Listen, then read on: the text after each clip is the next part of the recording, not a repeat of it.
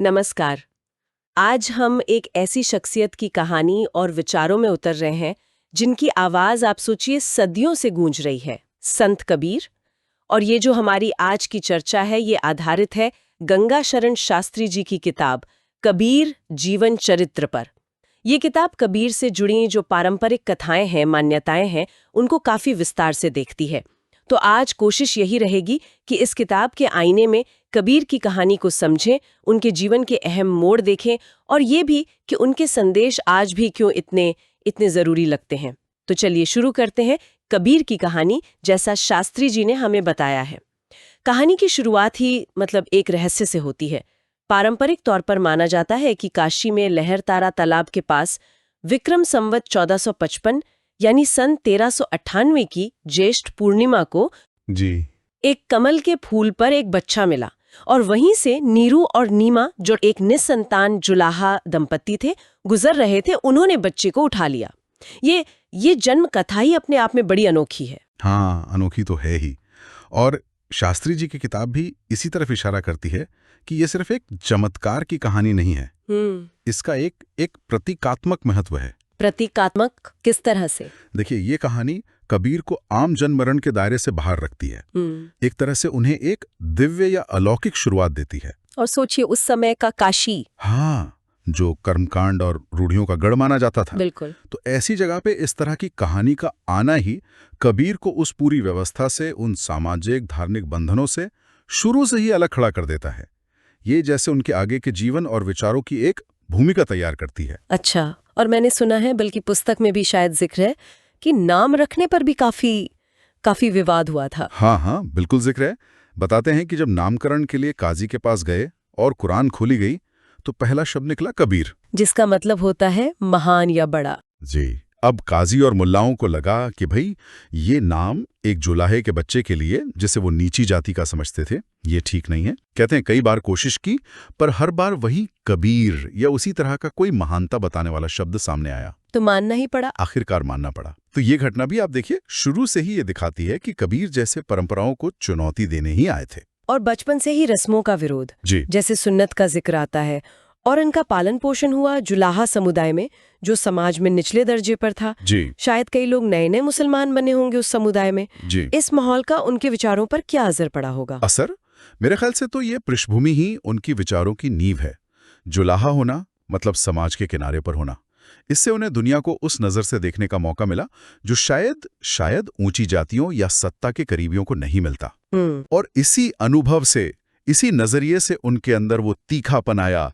जाति पाति, ऊंच नीच, धार्मिक ढोंग, इन सब के खिलाफ वो व्यवस्था पर अंदर से सवाल उठा रहे थे, क्योंकि उन्होंने उसे बहुत करीब से देखा था, भोगा था। तो ये तो हुई बचपन और शुरुआती माहौल की बात। फिर आता है वो दौर जब उन्हें गुरु की तलाश हुई। सत्य के खोजी तो थे ही। जी। तो गुरु की जरूरत महसूस हुई और नजर पड़ी स्वामी रामानंद पर, काशी के बड़े संत। हाँ, बहुत प्रतिष्ठित वैष्णव संत थे उस समय। लेकिन फिर वही बात, एक जुलाहा लड़का और इतने बड़े वैष्णव संत, समाज की दीवार तो आड़े आई ही होगी। बिल्कुल आई होगी। आसान नहीं था ये मेल। लेकिन कबीर की लगन देखिए। किताब में वो मशहूर घटना है ना। हाँ, पंचगंगा घाट वाली। वही कि कबीर सुबह होने से पहले ही अंधेरे में उन घाट की सीढ़ियों पर जाकर लेट गए जहां से स्वामी रामानंद रोज नहाने के लिए उतरते थे। अच्छा। अंधेरे में स्वामी जी का पैर उनसे टकराया और उनके मुंह से एकदम से निकला राम राम। कबीर ने बस उसी को गुरु मंत्र मान लिया। गजब की तरकीब और समर्पण भी।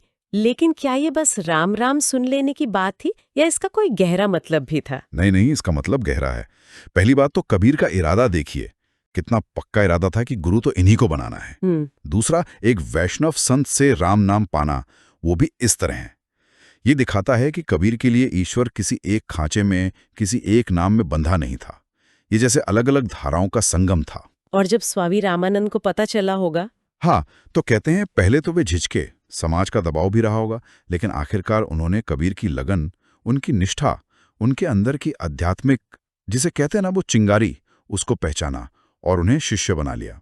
शास्त्री जी की किताब के मुताबिक ये कबीर के जीवन का एक बहुत बड़ा मोड़ था। और शायद यहीं से कबीर का वो समन्वयवादी, सबको साथ लेकर चलने वाला जो दर्शन है, उसकी नींव पड़ी। निश्चित रूप से।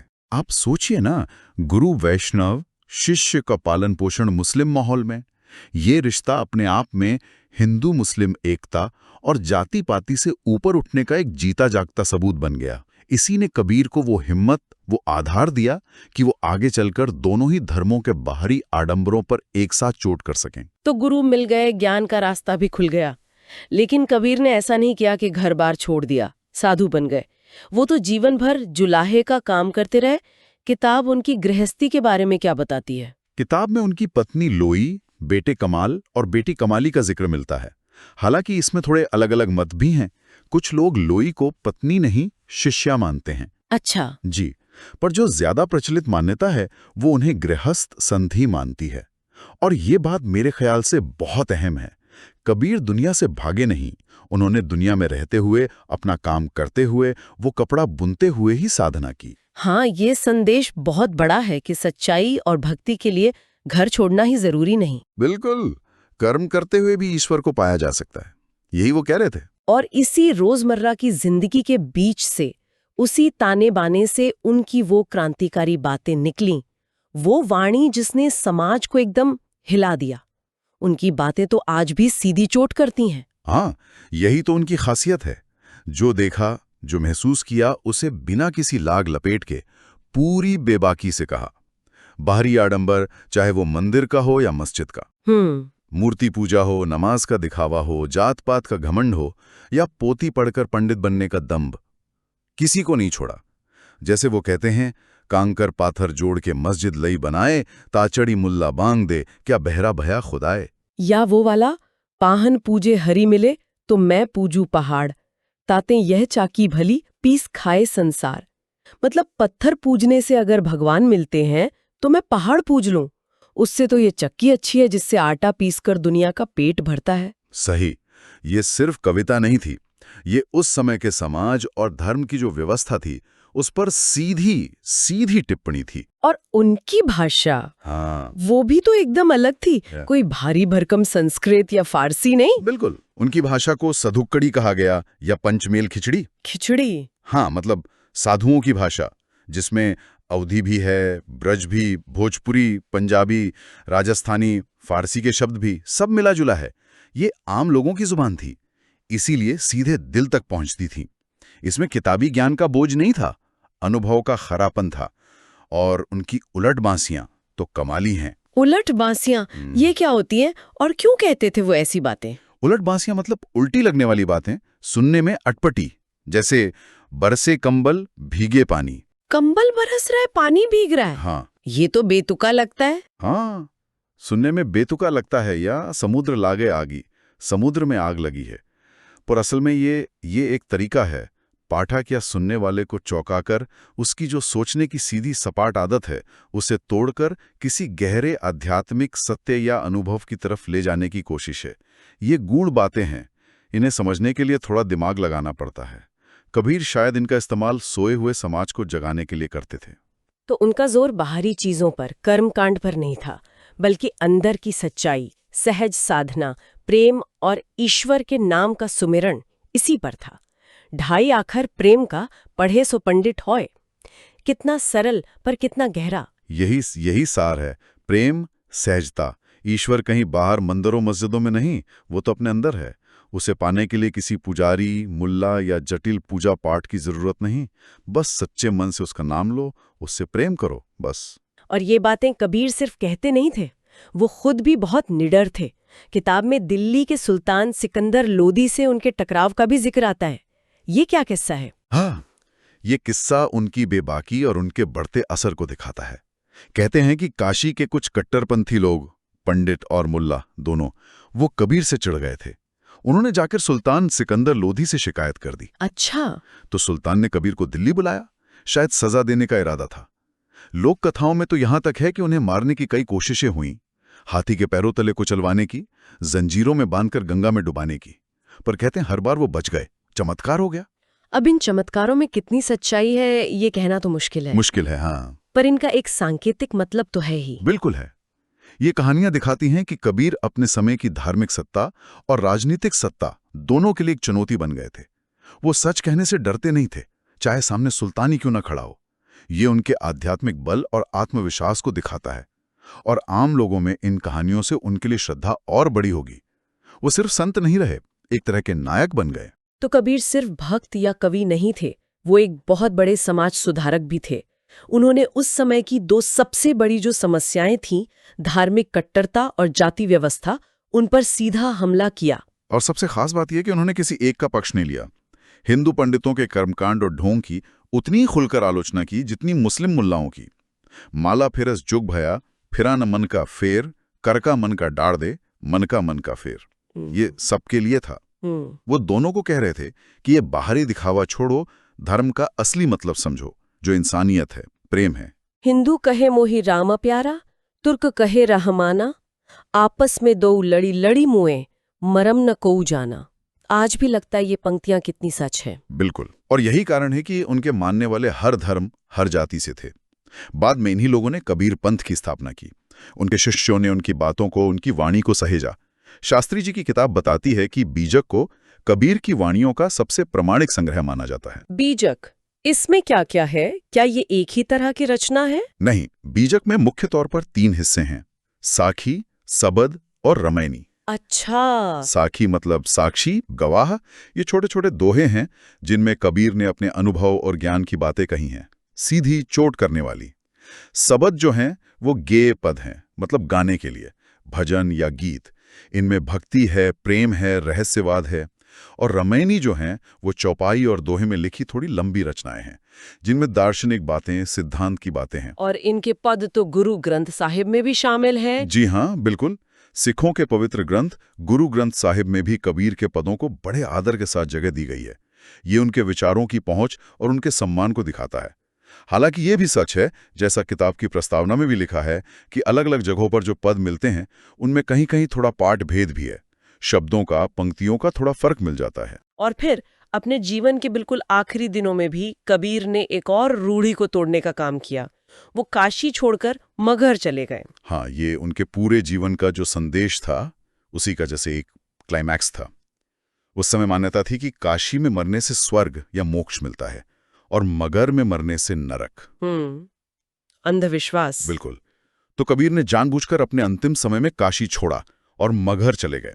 संवत 1575 यानी सन 1518 के आसपास की बात है ये। वो यही दिखाना चाहते थे कि मुक्ति या नरक किसी जगह पर मरने से तय नहीं होता। वो तो जीवन भर आपने क्या किया, कैसे जिए, आपके कर्म कैसे थे, मन कैसा था, इस पर निर्भर करता है, जगह का क्या है। और उनके देहांत के बाद की कहानी भी तो उतनी ही अद्भुत है। कहते हैं हिंदू और मुस्लिम अनुयायियों में झगड़ा हो गया कि अंतिम संस्कार कैसे हो। जी, विवाद हो गया। हिंदू अपने तरीके से करना चाहते थे, मुसलमान अपने तरीके से। पर जब उनके शरीर पर से चादर हटाई गई तो कहते हैं वहां शरीर था ही नहीं, सिर्फ फूल थे। फूल? हाँ, बस फूल। ये कहानी भी एक प्रतीक है। ये बताती है कि कबीर किसी एक धर्म के दायरे में नहीं बन सकते थे। वो तो प्रेम की, इंसानियत की खुशबू थे जो सबके लिए थी। उन फूलों को फिर दोनों समुदायों के लोगों ने आधा आधा बांट लिया और अपनी अपनी रीति से उनका सम्मान किया।